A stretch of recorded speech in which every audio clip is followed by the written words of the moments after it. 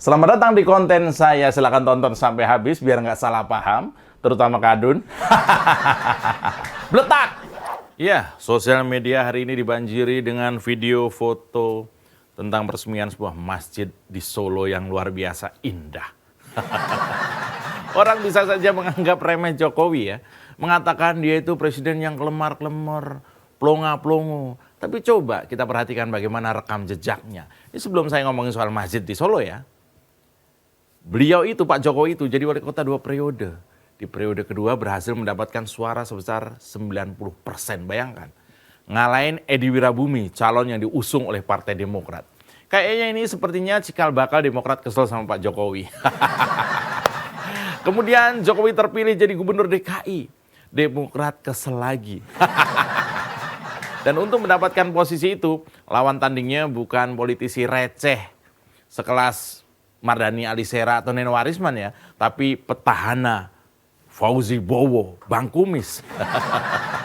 Kalau diulas ke belakang, kakek Fauzi Bowo, ya kita sebutnya Opa ya, Opa Fauzi Bowo karena memang udah tua. Ini tidak hanya sekedar incumbent waktu itu, ia juga didukung oleh 10 partai. Bayangkan, 10 partai, diantaranya PKS, Golkar, P3, PKP, PAN, dan juga Demokrat. Juga dengan logistik yang nggak berbatas. Banyak banget duitnya. Konon, Fauzi Bowo pernah dijuluki sebagai dompetnya Demokrat. Saking banyaknya duitnya bro. Nah, selanjutnya Jokowi berhasil terpilih jadi presiden 2 periode. Mengalahkan Prabowo. Nah, kalau ini cikal bakal Kadun kesel sama saya nih. Padahal semua sudah tahu kalau Prabowo itu adalah orang kuat. Ia ketua umum sekaligus pendiri Partai Gerindra, mantan menantu Soeharto, pensiun dari tentara dengan jabatan atau pangkat letnan jenderal, serta punya logistik yang banyak banget.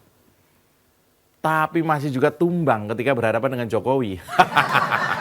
Dan lucunya, sekarang posisinya justru terbalik. Kalau dulu Prabowo mengusung Jokowi sebagai calon gubernur DKI, kini ya jadi anak buah nomor 1 di Indonesia.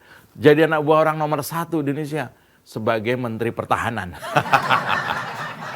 Ketika jadi menteri, Prabowo pun merasakan bagaimana leadership seorang Jokowi. Sehingga ia tanpa malu-malu berkali-kali memuji bapaknya Kaisang yang sebentar lagi mantu itu.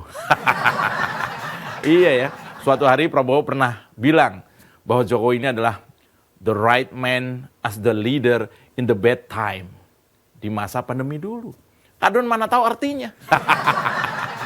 Yang menurut Prabowo, Presiden Jokowi tetap tenang dan memikirkan rakyat kecil di tengah situasi krisis. Yakni dengan tidak tunduk kepada WHO untuk menerapkan lockdown. Sehingga keputusan itu membuahkan hasil. Indonesia menjadi salah satu negara yang sukses menangani pandemi corona. Berarti WHO kampret dong ya.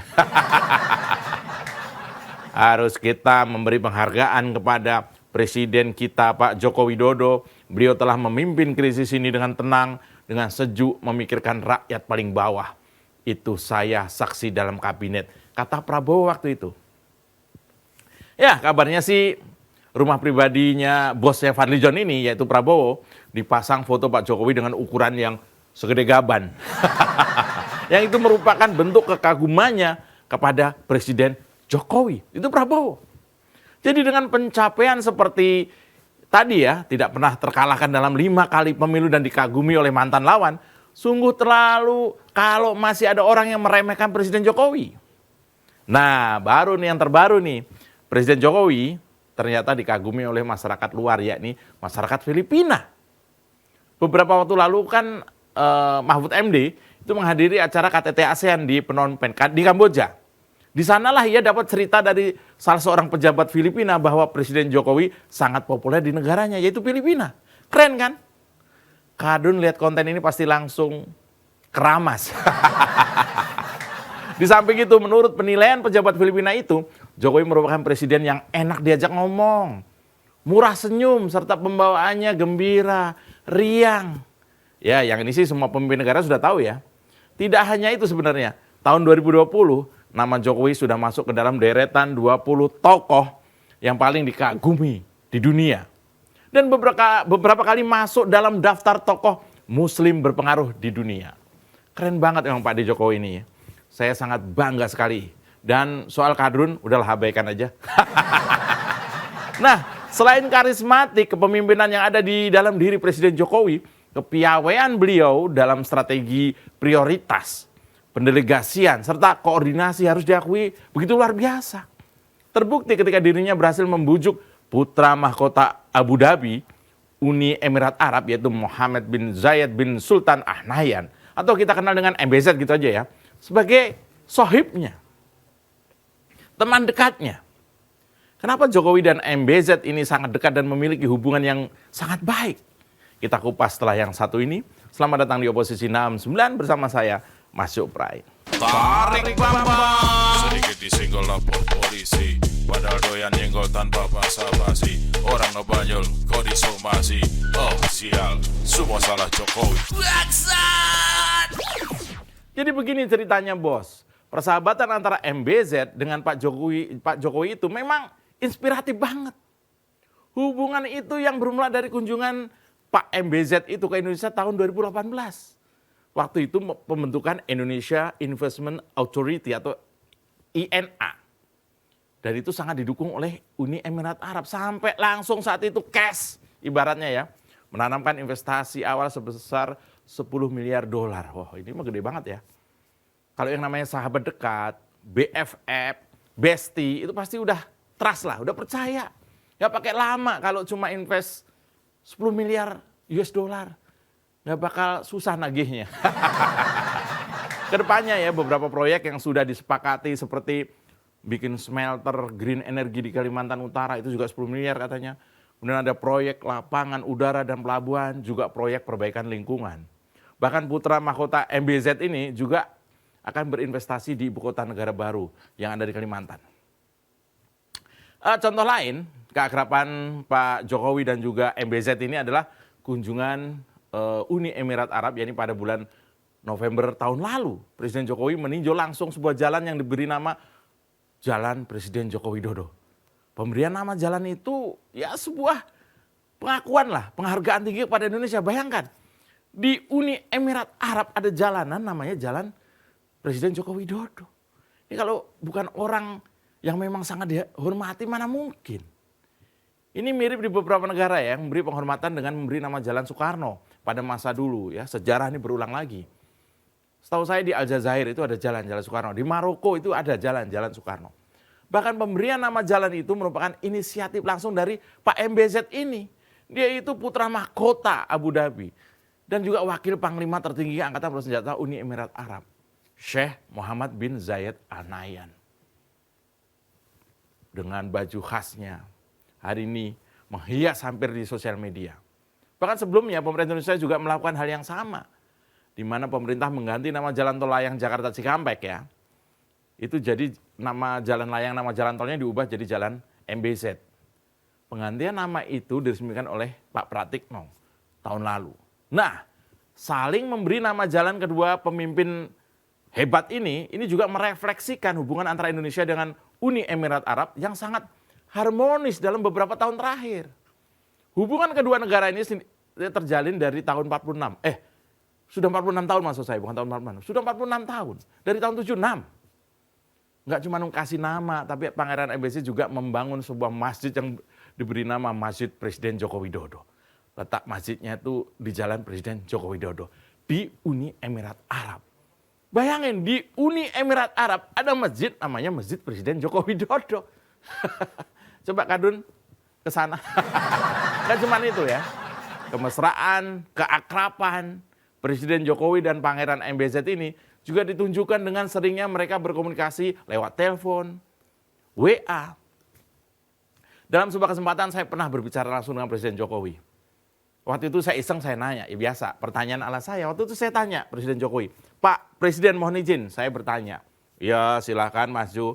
Kata beliau begitu. Saya tanya begini, Pak, Bapak sebagai seorang Jokowi punya nggak Pak teman akrab, CS, yang itu adalah kepala negara luar negeri? Pak Jokowi membalas dengan senyum. Iya ada, dia adalah MBZ. MBZ yang disebut pertama. Lalu saya kepo lagi, saya tanya, bener nih Pak, MBZ yang Pangeran itu. Iya. Seberapa dekat enggak, Pak? Ini saya tanya langsung ke Pak Jokowi. Beliau menjawab, ya dekat, kita sering berkomunikasi. Terus saya tanya lagi, Pak, sering WA-WAan Pak kalau ada masalah. Waktu itu kita lagi pandemi. Pak Jokowi jawab, ya sering WA, ngobrol. Wah, luar biasa. Terbukti MBZ memang sahabatan dengan Pak Jokowi. Ya kan? Terbaru, putra mahkota MBZ ini melakukan kunjungan kembali ke Indonesia kemarin. Setelah mendapat undangan dari Presiden Jokowi untuk meresmikan Masjid Syekh Zayed Al Nahyan di Kelurahan Gilingan, Banjarsari, Solo.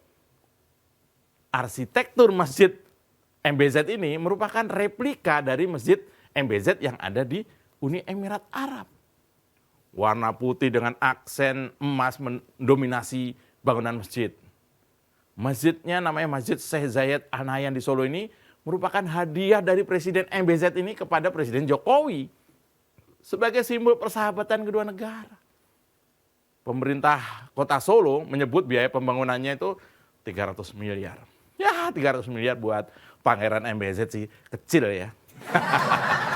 Catat ya Kadun ya, ini nggak pakai APBN ya. Keren kan? Sahabatan ngasih hadiah masjid. Pernah nggak ada? Jarang terjadi. Ya, selanjutnya ya, kemarin selesai acara peresmian itu, Presiden Jokowi didampingi oleh anak dan menantunya, Gibran, Kaisang, Bobi Nasution, sarapan bareng dengan putra mahkota Abu Dhabi itu. Keren ya. Sarapan bareng, dan sarapannya sederhana. Saya udah ngebayangin kayak foto Anies yang beredar itu, sarapan dengan entah siapa, mungkin di Saudi sana atau mungkin di rumah ini, saya nggak tahu foto yang beredar itu.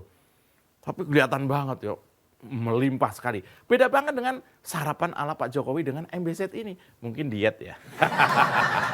Nah lucunya adalah ada warga negara lain sampai pemimpin negara sangat kagum dengan Presiden Jokowi. Tapi Kadrun malah kepanasan alias kejang-kejang pasca tahu informasi yang barusan saya sampaikan.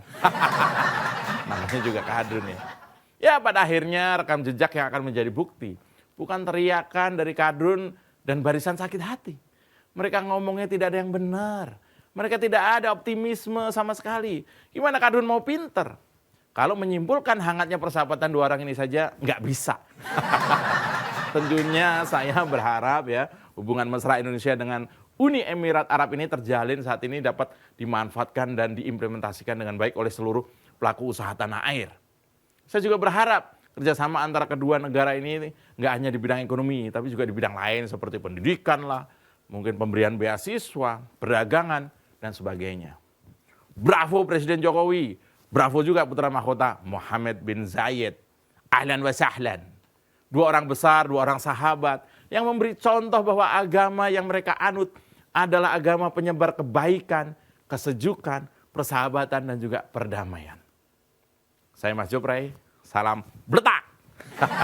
Tarik bambang. Sedikit disenggol lapor polisi, padahal doyan nyenggol tanpa basa-basi. Orang ngebanyol, kok disomasi.